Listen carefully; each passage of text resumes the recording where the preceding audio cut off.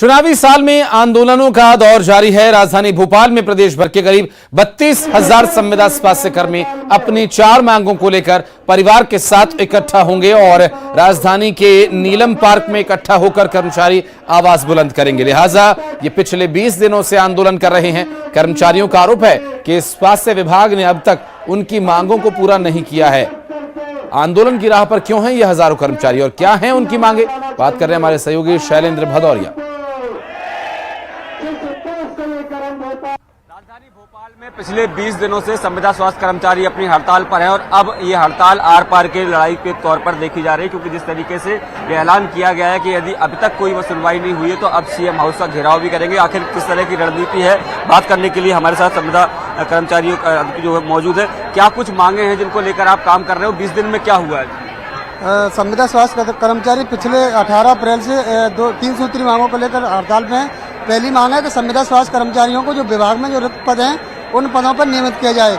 जब तक नियमित नहीं किया जाता तब तक 5 जून 2018 में सामान्य प्रशासन विभाग द्वारा एक नीति लागू की गई थी, जो रेगुलर कर्मचारियों को जो मानदेय दिया जाता है उसका 90% वेतनमान दिया जाए एवं सीएचओ कैडर को एमएलएचबी कैडर के तहत नियमित किया जाए। दूसरी हमारी मांग है जो राष्ट्रीय स्वास्थ्य मिशन से हटाकर 15 वर्षों तक राष्ट्रीय स्वास्थ्य मिशन में जो सेवा दे चुके कर्मचारियों को जो आउटसोर्स किया गया था उन्हें तत्काल पुनः मर्ज किया जाए एवं पद समाप्ति के कारण निष्कासित किए गए कर्मचारियों को भी वापस लिया जाए। तीसरी हमारी मांग है कि पिछले आंदोलन के दौरान हमारे कर्मचारियों पर पुलिस धाराएं लगाई गई थी, उन्हें तत्काल वापस लिया। इन मांगों को लेकर 18 अप्रैल से प्रदेश के 32,000 कर्मचारी अनिश्चितकालीन ग्रुप प्रमुख मुगाल कर। रणनीति क्या है, क्योंकि तब तक सरकार तो सुन नहीं रही? देखो, निश्चित ही है, क्योंकि हम 18 अप्रैल से जिलों में बैठे थे, इसलिए कर्मचारियों की मांगों को शासन द्वारा नहीं सुना गया है।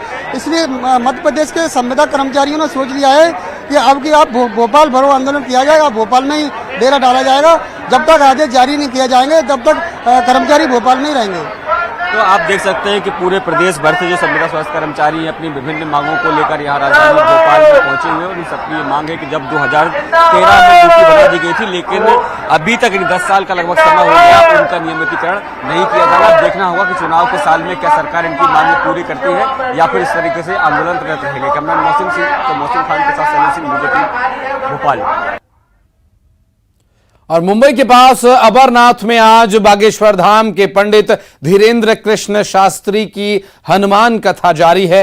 बागेश्वर महाराज की सभा से पहले वंचित बहुजन अघाड़ी ने पुलिस से शिकायती पत्र दिया और इसके बाद पुलिस ने धीरेन्द्र शास्त्री के नाम एक नोटिस जारी किया।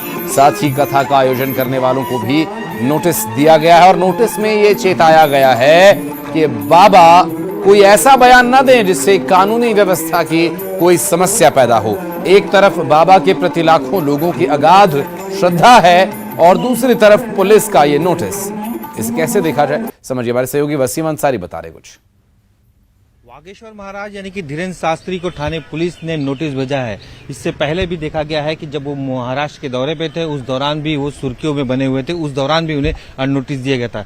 महाराष्ट्र के थाने में 3 दिन का ये कार्यक्रम है जिसकी शुरुआत हो चुकी है। 7 मई को हनुमान कथा हुई और उसके यानी कि आज 8 तारीख को बाकायदा शाम में दिव्य दरबार लगाया जाएगा और आखिरी जो दिन है 9 तारीख का, उस वक्त भी हनुमान कथा की जाएगी। ये 3 दिन के कार्यक्रम में काफी बड़ी संख्या में उनके भक्त हैं जो दूसरे स्टेट से भी महाराष्ट्र में थाने पहुंच रहे हैं। अंबरनाथ के शिवाजी मंदिर में पूरा कार्यक्रम रखा गया है और जिस तरह से हमेशा से सुर्खियों में धीरेन्द्र शास्त्री बने रहते हैं, उनको लेकर अंधश्रद्धा निर्मूलन ने जो अपनी शिकायत है दर्ज कराई है, जहां पे उन्होंने कई तरह की बातें पुलिस विभाग को कही है। उसी के आधार पर शिवाजी नगर पुलिस थाने ने बाकायदा उन्हें नोटिस भेजा है धारा 149 के तहत। और ये खास करके जो आयोजक है उन पर भी पुलिस की निगाहें बनी। इस नोटिस के जरिए साफ तौर पर यह कहा गया है कि किसी भी तरह का कोई ऐसा बयानबाजी बाबा ना करें जिसकी वजह से महाराष्ट्र में तनाव की स्थिति पैदा हुई और 2 समुदाय में कहीं ना कहीं नाराजगी हो, उसका असर तनाव भरा हो सकता है। इसका ध्यान रखने के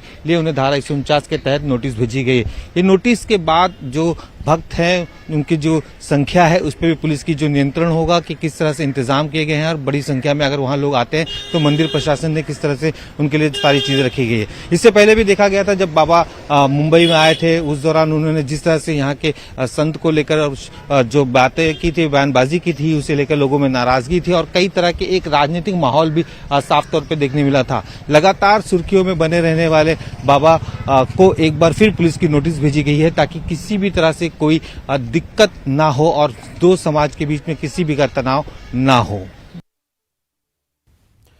और रोजगार के मुद्दे पर भारतीय जनता युवा मोर्चा ने मोर्चा खोला हुआ है। भारतीय जनता युवा मोर्चा के कार्यकर्ता आज रायपुर में रोजगार कार्यालय का घेराव करने जा रहे हैं। कार्यकर्ताओं ने सरकार पर युवाओं से छल करने का आरोप लगाया है। वे बेरोजगारी भत्ता नियमों में बदलाव किए जाने की भी मांग कर रहे हैं। एक तरफ सरकार की महत्वाकांक्षी योजना और दूसरी तरफ विपक्ष के सवाल।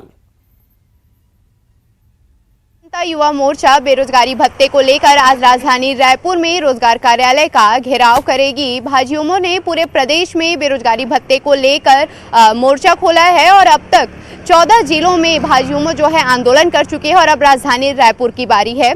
भारतीय जनता युवा मोर्चा राजधानी रायपुर में आंदोलन करने से पहले अंबेडकर मूर्ति के सामने सभा होगी और इसके बाद रोजगार कार्यालय का घेराव किया जाएगा।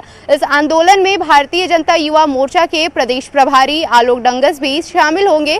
वहीं भाजयुमो का आरोप है कि सरकार बेरोजगारी भत्ते के नाम पर युवाओं को छलने का काम कर रही है और इसके साथ ही बेरोजगारी भत्ता पात्रता के लिए जो तमाम कंडीशंस बनाए गए हैं उसको हटाने की मांग कर रही है और इसी के विरोध में भारतीय जनता युवा मोर्चा आज एक बार फिर सड़क पर उतर आई है। कैमरामैन राजेंद्र सिंह के साथ तनु वर्मा, न्यूज़ 18 छत्तीसगढ़, रायपुर। और रायपुर से बड़ी खबर आपको बता दें, 15 मई को जारी हो सकते हैं 10वीं और 12वीं कक्षा के नतीजे। परीक्षा परिणाम जारी किए जाने की जानकारी दी जा रही है। 15 मई को अनुमानित तिथि बताई जा रही है। दरअसल 95% उत्तर पुस्तिकाओं की जांच पूरी हो चुकी है। 32 मूल्यांकन केंद्रों में कॉपीज जांची जा रही हैं। 30,000 शिक्षक इन परीक्षा की उत्तर पुस्तिकाओं का मूल्यांकन कर रहे हैं। 32 मूल्यांकन केंद्रों पर 30,000 से ज्यादा शिक्षक काम कर लगे हुए हैं और ऐसे में 15 मई तक परीक्षा के परिणाम जारी हो सकते हैं। 10वीं और 12वीं के परीक्षा परिणाम के संबंध में जो अनुमानित तिथि बताई जा रही है 15 मई बताई जा रही है। 15 मई तक 10वीं और 12वीं के नतीजे घोषित किए जा सकते हैं। अब परीक्षा के परिणाम 15 मई तक घोषित किए जा सकते हैं। दरअसल 95% उत्तर पुस्तिकाओं की जांच पूरी हो चुकी है। 32,000 मूल्यांकन केंद्रों पर 30,000 से ज्यादा 32 मूल्यांकन केंद्रों पर 30,000 से ज्यादा शिक्षक इस पर काम पर लगे हुए हैं। तनु हमारी सहयोगी इस वक्त हमारे साथ हैं। तनु, क्या डिटेल मिल पा रही है, क्या कुछ जानकारी मिल रही है अभी? कब तक रिजल्ट्स आ सकते हैं 10th और 12th के? जी देखिए, 1 मार्च से 10वीं 12वीं छत्तीसगढ़ बोर्ड के एग्ज़ाम जो हैं वो शुरू हुए थे और 95% कॉपियों की जांच जो है वो पूरी हो चुकी है। ऐसे में कहा जा रहा है कि 15 मई तक 10वीं 12वीं बोर्ड एग्ज़ाम्स के जो नतीजे हैं वो जारी हो सकते हैं। बता दें कि इस साल 10वीं में 3,38,000 छात्र छात्राएँ शामिल हुए थे। वहीं 12वीं में 3,28,000 छात्र छात्राओं ने एग्ज़ाम दिए थे। वहीं राज्य में 32 मूल्यांकन केंद्रों में